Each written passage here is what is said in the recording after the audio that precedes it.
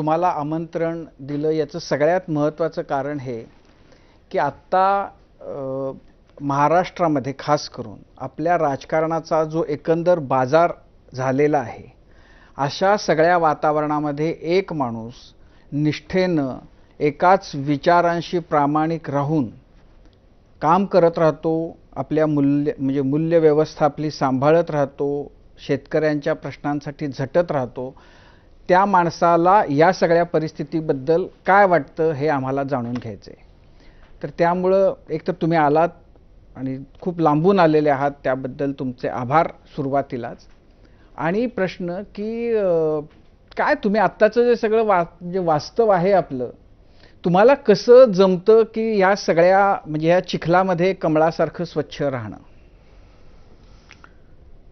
एका शायरनी म्हटलंय, देख तेरे संसार की हालत क्या हो गई, भगवान कितना बदल गया इंसान. आणि ज्ञानेश्वरांनी व्यक्ती स्वातंत्र्य सांगताना म्हटलंय की जो जे वांछिल तो ते लाहो प्राणी जातं. आणि एक आहे मनुष्याला षडरिपू आहे, काम क्रोध लोभ मध मोह मत्सर. पण आमच्या गुरुजींनी एक वाक्य सांगितलंय, जे काम तुम्ही स्वीकारलं ते आनंद मिळते तिथपर्यंत करायचं. ज्या दिवशी तुम्हाला असं वाटेल की यात आनंद नाही, थँकलेस जॉब आहे, त्या दिवशी पळून जायचं नाही, कोणाच्याकडे घरजावई जायचं नाही. आपण आपल्या कुटुंबासह, आपल्या सहकाऱ्यांसह, कार्यकर्त्यांसह आनंदात राहायचं. तर त्यामुळे संस्कार आहे चळवळीचे. आणि त्यामुळे हे सगळं असलं तरी घरचे संस्कार आहे, परस्त्री माते समान परधन नरका समान. त्यामुळे ते संस्कार अजूनही मनावर आहे. आणि म्हणून आमचं पाऊल घसरलं नाही. आणि माझ्या मतदारसंघातल्या जनतेने ते पातक माझ्याकडून होऊ नये याची काळजी घेतली. पण नाही, तुम्हाला म्हणजे तुम्ही खूप वेगळ्या वातावरणामध्ये, म्हणजे जेव्हा तुम्ही राजकारणामध्ये पहिली पावलं टाकली त्यावेळचं राजकारण आणि आत्ताचं राजकारण, म्हणजे याच्यामध्ये जमीन आसमानाचा काय, त्यांचा परस्परांशी काहीच संबंध उरलेला नाही अशी एकंदरीत स्थिती आहे. राजकारण करताना आज बहुतांश राजकारणी जे करतात ते करणं खरंच म्हणजे पैसा पैसा पैसा याच्यासाठी सगळं सुरू आहे असं दिसतं. तर पैशाची गरज तुम्हाला नाही भासली कधी? दोन गोष्टी आहे सर. पैसा हे साधन आहे, साध्य नाही. दुसरी गोष्ट अशी, माणूस गेला तर तसा तयार होणं अवघड आहे. पण लोकवर्गणींनी पैसा देणारी हात समाजात आहे, ते हिडन हँड्स आहे. त्यांना असं वाटतं की काही चांगल्या गोष्टी घडत राहाव्या, अशी माणसं आहे. ती सहानुभूतीदार आहे, ते वैयक्तिक चळवळीवर प्रेम करणारे आहे. त्यांना असं वाटते की निंदकाचे घरं असावे शेजारी, आणि असं असेल तरच शासनावर प्रशासनावर अंकुश राहू शकतो, ज्याची लोकशाहीवर श्रद्धा आहे, अशी माणसं समाजात आहे. आणि त्यामुळे आम्ही सगळं हे लोकवर्गणीतून चालवतो. 46 वर्षे शेतकरी संघटनेच्या चळवळीशी माझा संबंध आहे. मी महाराष्ट्राचा अध्यक्ष राहिलो. 14 वर्ष आम्ही स्वतंत्र विदर्भाची चळवळ चालवतो. ही सगळी लोकवर्गणीने चालवतो. त्याच्यामुळे समाजात माणसं आहे.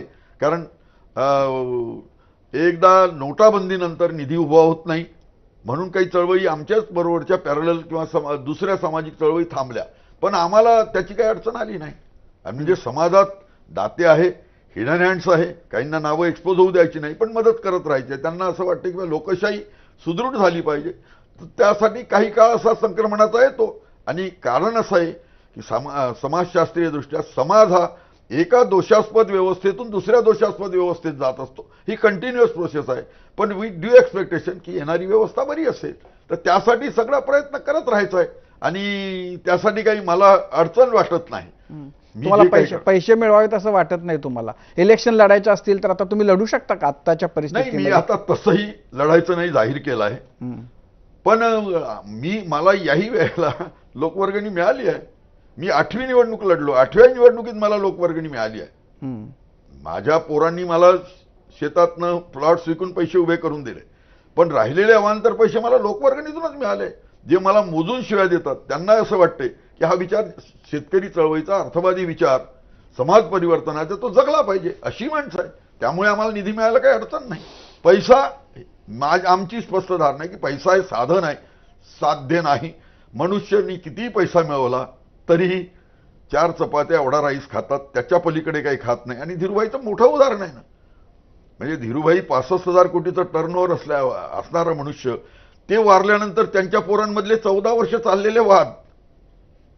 संतांनी आधीच सांगितलं, सोयरे धायरे संपत्तीचे लोक निदानाचा एक पांडुरंग. पण तुम्ही आता बोलताना म्हणालात 46 वर्ष तुम्ही शेतकरी आंदोलनाशी, शरद जोशींच्या चळवळीशी तुमचा संबंध आहे. काय तुमची प्रेरणा होती? तुम्ही कसे शेतकरी संघटनेकडे कसे ओढला गेलात? याचं कारण एकच आहे की मी 68 एकर शेतकऱ्यांचा पोरगा आणि EBCचा म्हणजे नादारीचा अर्ज भरून शिक्षण घेतलं. शरद जोशी नावाच्या महात्म्यांनी पहिल्यांदाच सांगितलं की बाबा 54 एकरच्या वरचा म्हणजे गावातला टाटा बिरला, की तुझ्या बापाच्या गरिबीचं कारण शेतमालाला रास्तभाव मिळू नये हे आहे, आणि हे रास्तभाव मिळू नये ही सरकारची धोरण आहे. त्यामुळे तुमच्या घरात गरिबी आहे. या गरिबीवर उत्तर एकच आहे की शेतमालाला खर्च भरून निघेले एवढे रास्तभाव मिळाले पाहिजे. हा धंदा फायद्याचा झाला पाहिजे. धंदा फायद्याचा झाला तरच माणूस कर्ज फेडू शकेल. धंदा फायद्याचा झाला तर मनुष्य कुटुंबाला हव्या त्या वस्तू साधनं घेऊ शकेल. एवढंच नव्हे तर माणसाच्या स्वातंत्र्याच्या कक्षा रुंदावत जातील, माणूस मोठा होईल, कुटुंब मोठं होईल, आपोआप गावं मोठी होतील. हे अर्थशास्त्र सरांनी सांगितलं. आम्हाला पटलं की जे आम्ही शिकलो होतो शाळेत, कॉलेजमध्ये, की भारतीय शेतकरी कर्जात जन्मतो, कर्जात जगतो आणि कर्जात मरतो, याला हे उत्तर सरांनी दिलं. हे आम्हाला पटलं आणि म्हणून मी 10 नोव्हेंबर 80ला पहिल्यांदा रस्त्यावर आलो. पहिली केस झाली. तेव्हापासून आजपर्यंत आणि लॉटरी लागली. 15 वर्ष आमदार राहिलो. आणखी काय पाहिजे सर? लोकांनी नोट दिले, वोट दिले, प्रेम दिलं आणि नक्षलवादी भागाचा आमदार राहूनही मला सिक्युरिटी घ्यायची गरज पडली नाही. लोकांनी आम्हाला मरू दिलं नाही. एवढं प्रेम कोणाला मिळतं सर? कोणाच्या वाट्याला येतं? जिथे तर आपण भाऊ भावासाठी धीरूभाईची पोरं भांडताना पाहिली 14 वर्ष, इथे तर आमच्यासाठी लोक रक्तांचं नातं नाही, विचाराचं नातं आहे. म्हणून ते आमच्याबरोबर राहिले. तुम्हाला कसे भेटले? कुठे भेटले शरद जोशी? म्हणजे त्या विचार कसा भेटला तुम्हाला? पहिल्यांदा 10 नोव्हेंबर 80ला विदर्भातला कापूस उत्पादक संघ आणि शेतकरी संघटना असं एक जायंट कापसाचं रस्ता रोको आंदोलन झालं.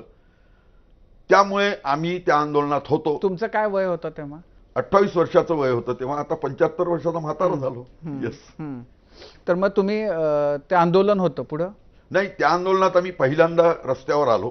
पहिली केस झाली आणि त्यानंतर मग शरद जोशींचे दौरे सुरू झाले विदर्भात. ते जिथे जिथे ते येत तिथे तिथे आम्ही जात होतो. खास करून वर्धा हे सेंटर होतं आमचं. शरद जोशी आले, वर्ध्याला बैठक झाली, विदर्भाची झाली, जिल्ह्याची झाली, वर्धा जिल्ह्याची झाली, निवडक कार्यकर्त्यांची झाली किंवा KCCची झाली. 17 राज्यातल्या संघटनांची, वेगवेगळ्या नावाच्या संघटनांची एक एपेक्स बॉडी आहे, त्याला ऑल इंडिया किसान कोऑर्डिनेशन कमिटी KCC ज्याला म्हणतो. त्या सगळ्या बैठकांना जात गेलो आम्ही. त्यानंतर डायरेक्ट संबंध आला.